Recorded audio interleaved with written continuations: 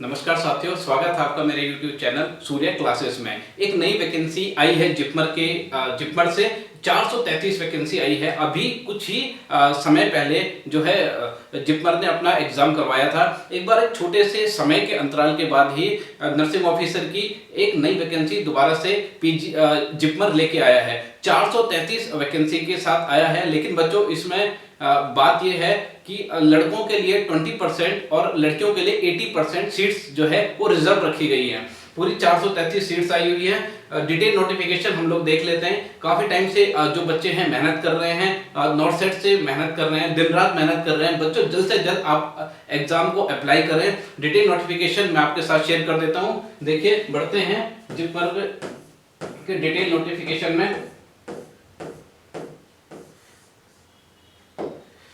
देखिए, फॉर्म भरते जब भी कोई फॉर्म आता है तो हमें कुछ चीजें उसमें ध्यान रखनी होती है। ध्यान रखने की जो पहली चीज है वो है कि ऑनलाइन जो रजिस्ट्रेशन है वो कब से स्टार्ट हो रहे हैं। तो इसका जो ऑनलाइन रजिस्ट्रेशन स्टार्ट हो रहा है वो हो रहा है 7 नवंबर से, यानी 3 या 4 दिन बाद इसका जो है एग्जाम अप्लाई कर सकते हैं आप लोग 7 तारीख से। ठीक। दूसरा है ऑनलाइन रजिस्ट्रेशन जो है कब क्लोज हो रहे हैं। तो क्लोज हो रहा है 1 दिसंबर 2022 को। याद रखें, 7 नवंबर को इसका जो है एग्जाम जो है अप्लाई करने की डेट है। स्टार्ट हो जाएंगे अप्लाई करना, और जो क्लोज हो जाएगा वो हो जाएगा 1 दिसंबर 2022 को। बात करते हैं इसके हॉल टिकट की। तो इन्होंने साफ लिखा हुआ है कि हॉल टिकट जो है वो आप डाउनलोड कर पाएंगे 10/12/2022 को।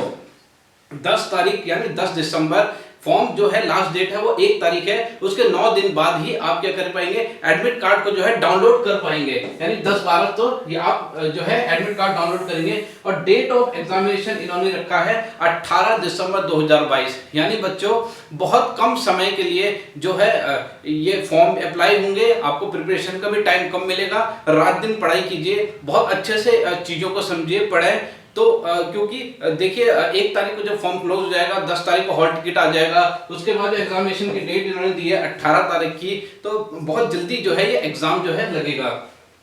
आगे बढ़ते हैं। इसमें जो बच्चों बात हुई है स्किल टेस्ट की, तो इसमें आपको ऑनलाइन एग्जाम तो आपको पास करना ही है। साथ में इसमें क्या है, स्किल टेस्ट, जो कि पहले से ही जिपमर क्या करता है, स्किल टेस्ट लेता हुआ आ रहा है। तो स्किल टेस्ट इसकी जो डेट है वो इन्होंने लिखा हुआ है कि स्किल टेस्ट की जो डेट है वो लेटर क्या करेंगे, अनाउंस करेंगे। आगे बढ़ते हैं बच्चों, आगे देख लेते हैं। देखिए बच्चों, जैसे कि आपसे बात हुई थी, 433 पोस्ट जो है नर्सिंग ऑफिसर की आई हुई है। 433 पोस्ट में से 80% जो सीट्स रहेंगी वो गर्ल्स के लिए रिजर्व रहेंगी, और 20% जो है बॉयज के लिए रिजर्व रहेगी। आगे बढ़ते हैं। देखिए बच्चों, एलिजिबिलिटी क्राइटेरिया में अगर आपने बीएससी नर्सिंग किया है तो आप डायरेक्टली फॉर्म को अप्लाई कर सकते हैं। और अगर आपने बीएससी नर्सिंग या फिर आपने पोस्ट बेसिक जो है किया हुआ है, जेएनएम के बाद पोस्ट बेसिक आपने किया हुआ है, तो भी आप क्या कर सकते हैं, डायरेक्टली इस फॉर्म के लिए अप्लाई कर सकते हैं। दूसरी बात आती है जेएनएम कैंडिडेट्स की।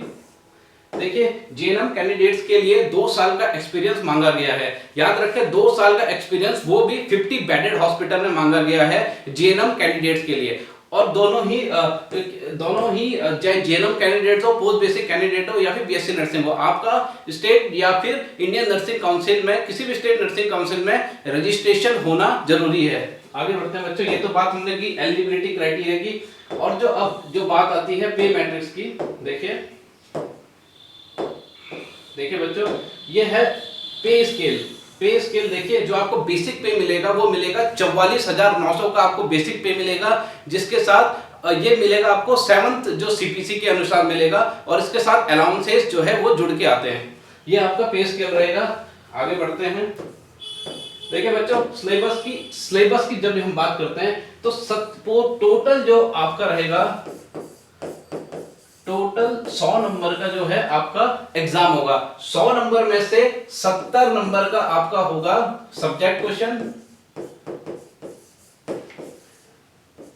सब्जेक्ट एमसीक्यू, और जो 30 नंबर होगा बच्चों वो आपका होगा जनरल मैथमेटिक्स, जनरल इंटेलिजेंस, या फिर एप्टीट्यूड। यानी बेसिकली जो आपके करंट अफेयर्स होते हैं, जनरल जो एप्टीट्यूड से क्वेश्चन होता है, क्वांटिटेटिव एप्टीट्यूड होता है, क्वालिटेटिव होती है, डिकोडिंग वगैरह जो ये होते हैं, कोडिंग डिकोडिंग। तो 30 नंबर का आपका रहेगा जो जनरल अवेयरनेस का जो 30 नंबर आपको 30 नंबर का रहेगा, और जो 70 नंबर के जो रहेगा वो आपके सब्जेक्ट, तो टोटल 100 नंबर का आपका जो क्या होगा एग्जाम होगा। ये इसका जो है सिलेबस है। आगे बढ़ते हैं। देखिए बच्चों इसमें जो दो मैंने आपको पहले बताया था, दो चीज हैं। एक तो आपको करना पड़ेगा ऑनलाइन एग्जाम जो है उसका पास करना पड़ेगा, दूसरा आपको स्किल टेस्ट इसका जो है क्वालिफाई करना पड़ेगा। अगर आप जनरल कैटेगरी से बिलोंग करते हैं तो आपको अपने जो ऑनलाइन एग्जाम है उसमें आपको कितना लेना चाहिए, 50% आपका होना चाहिए। और अगर आप ईडब्ल्यूएस जो है कैंडिडेट हैं तो आपको 45 नंबर, और SC ST OBC से आप रखते हैं कैटेगरी से तो आपको 40 नंबर आपका आने जरूरी है। उसके बाद ही आप क्या कर पाएंगे, स्किल टेस्ट के लिए क्वालिफाई कर पाएंगे। ठीक, और स्किल टेस्ट में इन्होंने मिनिमल एलिजिबिलिटी परसेंटेज जो है मांगा गया है वो 50-50-50 तीनों में सेम है। ठीक, यानी कंप्यूटर बेस्ड जो आपका पेपर होगा उसमें 50 जनरल के लिए, 45 EWS के लिए और SC ST के लिए 40 जो है नंबर रखा गया है। उसके बाद ही आप स्किल टेस्ट में जो है प्रोसीड करेंगे, और स्किल टेस्ट में 50-50 तीनों के लिए जो है नंबर जो है मिनिमम इन्होंने क्वालिफिकेशन के लिए दिया हुआ है। आगे बढ़ते हैं।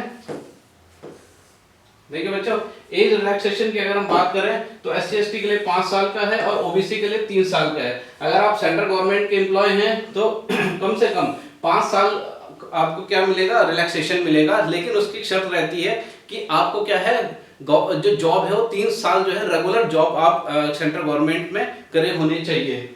आगे बढ़ते हैं।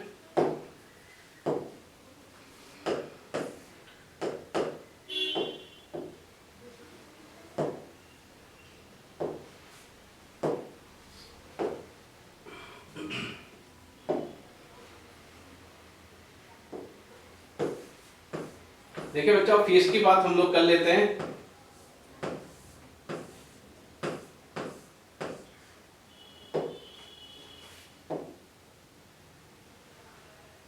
देखिए फीस की हम लोग बात कर लेते हैं। तो जनरल और EWS, अगर आप जनरल और EWS कैटेगरी के हैं तो आपको 1500 रुपए का जो है एग्जामिनेशन फीस देना होगा। उसके साथ टैक्सेस इन्होंने अप्लाई किए हैं, अलग से चार्जेस जो अप्लाई किए हैं।